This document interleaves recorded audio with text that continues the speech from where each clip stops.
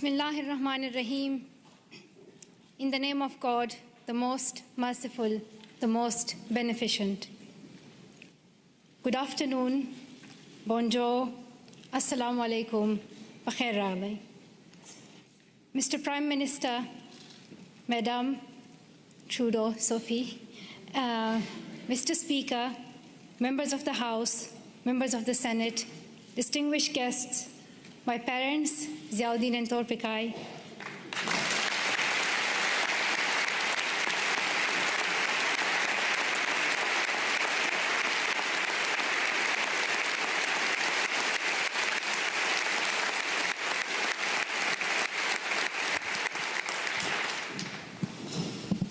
and finally, the people of Canada, thank you so much for the warm welcome to your country.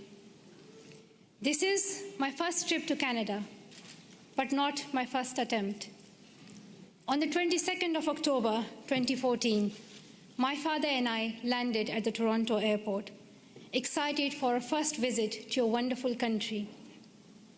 Soon we learned that a man had attacked Parliament Hill, killing a Canadian soldier, wounding others, and threatening leaders and civil servants in the building where I stand today. Canadian security officials and professionals advised us to reschedule. With sorrow in our hearts, we headed back to England, promising to return to Canada one day. The man who attacked Parliament Hill called himself a Muslim, but he did not share my faith. He did not share the faith of 1.5 billion Muslims living in peace around the world.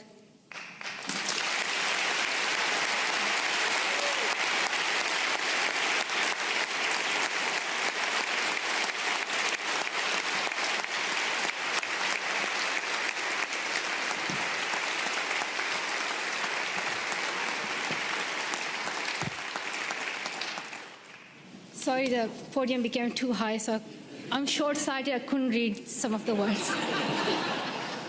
So now I can read my speech. Back to my point that the man who attacked Parliament Hill called himself a Muslim, but he did not share my faith. He did not share the faith of 1.5 billion Muslims living in peace around the world. He did not share our Islam, a religion of learning, compassion, and mercy. I am a Muslim, and I believe that if you pick up a gun in the name of Islam and kill an innocent person, you are not Muslim anymore. You and the person who attacked Parliament Hill and all these terrorists do not share my faith. Instead,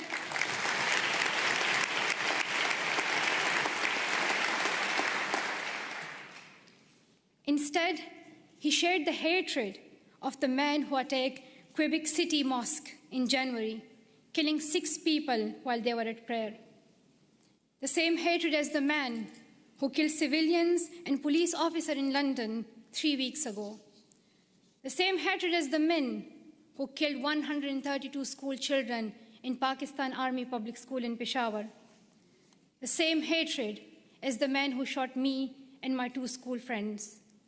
These men have tried to divide us and destroy our democracies, our freedom of religion, our right to go to school. But we and you refuse to be divided. Canadians, wherever you are born, however you worship, stand together. And nothing proves this more than your commitment to refugees. Around the world, we have heard about Canada's heroes. We heard about the members of the First United Church here in Ottawa who sponsored newlyweds Amina and Ibrahim. A few months later, the family had their first child, a little girl named Maria. The church decided to raise more money to bring Abraham's brother and family to Canada so Maria could grow up with her cousins. We heard about Jorge Salazar in Vancouver, who came to Canada as a child refugee, fleeing violence in Colombia. As a young adult, He's working with today's children, immigrants, and refugees, helping them adopt with the new culture and country. And I'm very proud to announce that Farah Muhammad, a refugee who fled Uganda and came to Canada as a child, is Malala Fund's new CEO, a Canadian who will now lead the fight for girls' education around the world.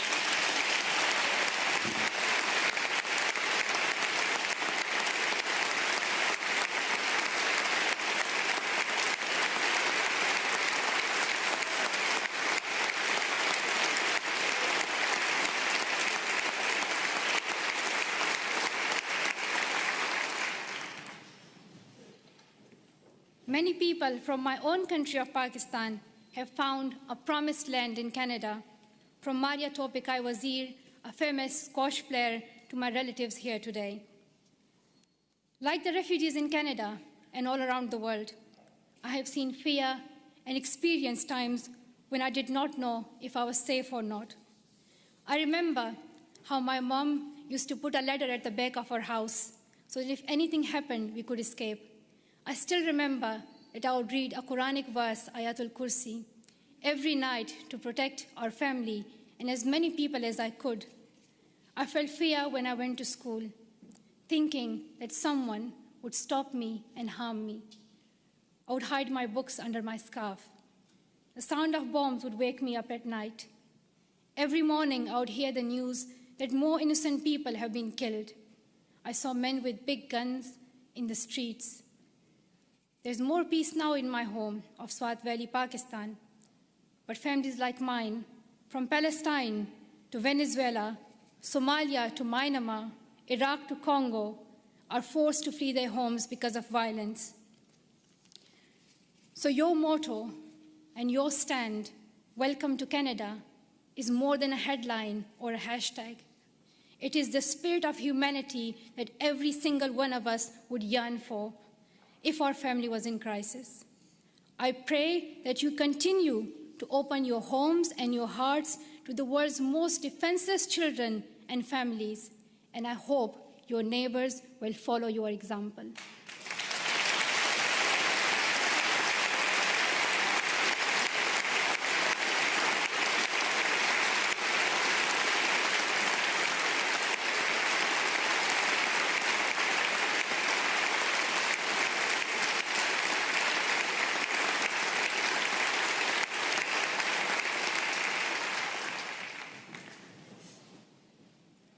I'm humbled to accept honorary citizenship of your country.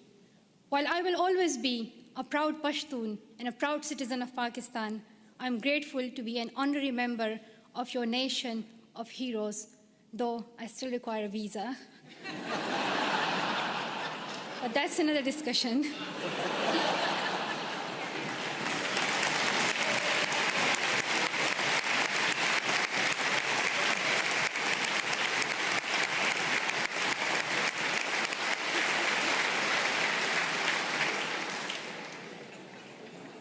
I was also very happy to meet Prime Minister Trudeau this morning. I am amazed by his embrace of refugees, his commitment to appointing Canada's first gender-balanced cabinet, and his dedication to keeping women and girls at the center of your development strategy. We have heard so much about Prime Minister Trudeau, but one thing has surprised me. People are always talking about how young he is. They say that he is the second youngest Prime Minister in Canadian history. He does yoga, he has tattoos, and a lot more. And while I was coming here, everyone was telling me, like, shake Prime Minister's hand and, like, let us know how he looks in reality. And people were just so excited about meeting Trudeau. I don't think anyone cared about the Canadian honorary citizenship. While it may be true that Prime Minister Trudeau is young and he is young head of government, I would like to tell something to the children of Canada, that you don't have to be as old as the very young Prime Minister Trudeau to be a leader.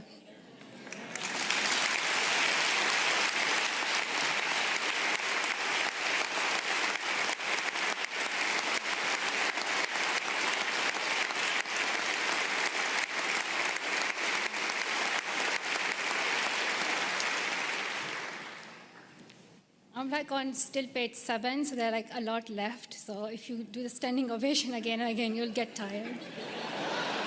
Just to let you know, there's a lot left. But I want to share my story that I want to tell the children of Canada that when I was little, I used to wait to be an adult to lead. But I have learned that even a child's voice can be heard across the world. And to the young women of Canada, I want to say, let's step forward, raise your voices, and the next time I visit, I hope to see more of you filling these seats.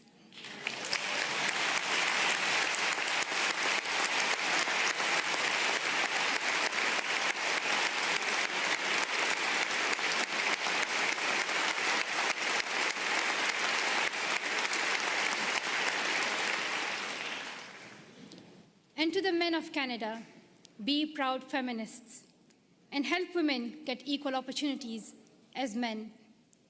And to the leaders of Canada today in this room, though you may have different politics and policies and priorities, I know each one of you is trying to respond to some of our world's most pressing problems. I have traveled the world and met many people in many countries. I have first-hand experience and I've seen many problems that we are facing today: war, economic instability, climate change, and health crises. And I can tell you that the answer is girls. Secondary education can transform communities, countries, and our world. And here's what the statistics say. I'm saying it for those who still don't accept education as important. There are some, but I hope they will hear that if all girls went to school for 12 years, low and middle-income countries could add $92 billion per year to their economies.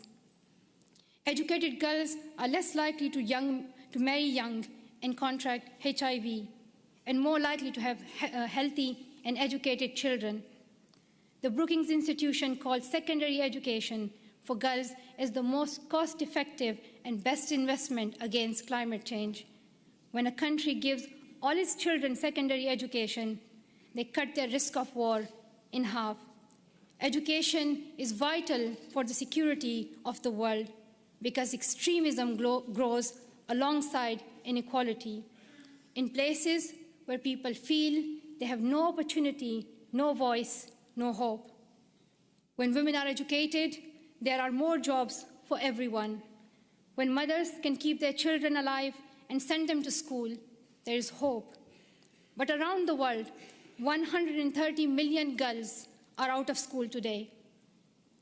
They may not have read the studies, and they may not know the statistics, but they understand that education is the only path to a brighter future, and they are fighting to go to school.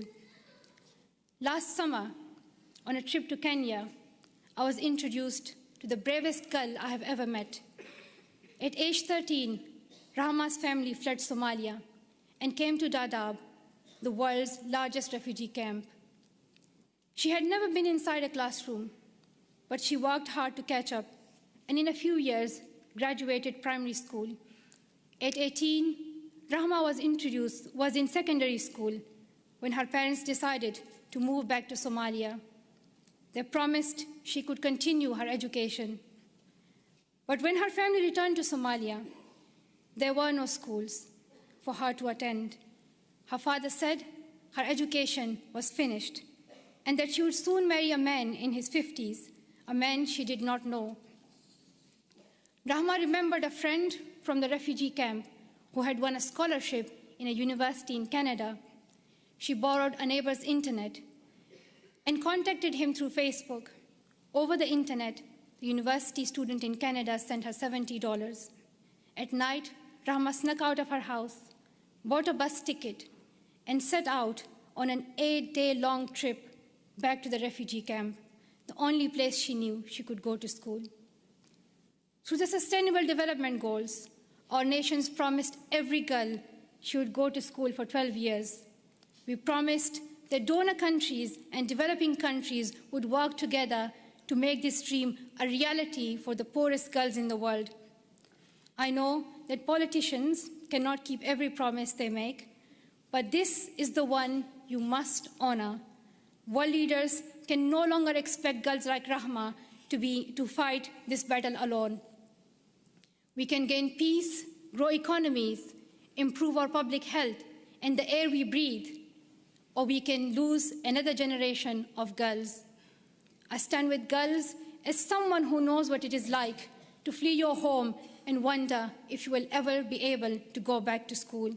I stand with girls as someone who knows how it feels to have the right of education taken away and your dreams threatened. I know where I stand. If you stand with me, I ask you to seize every opportunity for girls' education over the next year. Dear Canada, I'm asking you to lead once again. First, make girls' education a central theme of your G7 presidency next year.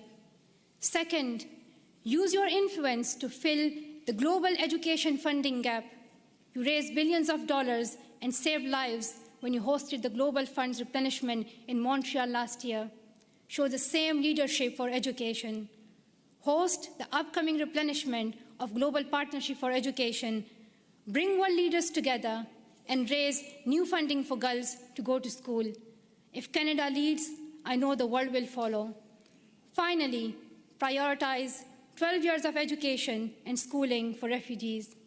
Today, only a quarter of refugee children can get secondary education.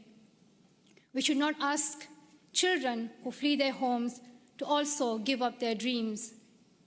And we must recognize that young refugees are future leaders on whom we all depend for peace. The world needs leadership.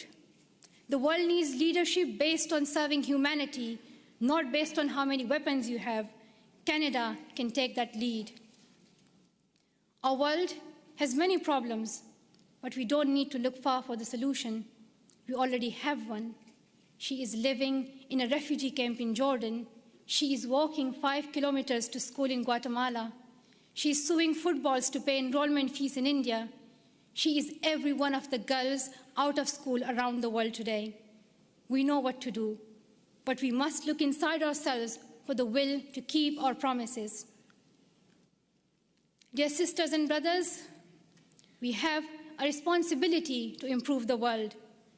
When future generations read about us in their books or on their iPads or whatever the next innovation will be, I don't want them to be shocked that 130 million girls could not go to school and we did nothing.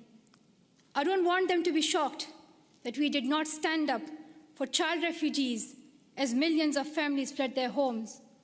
I don't want us to be known for failing them. Let the future generations say, we were the ones who stood up. Let them say, we were the first ones.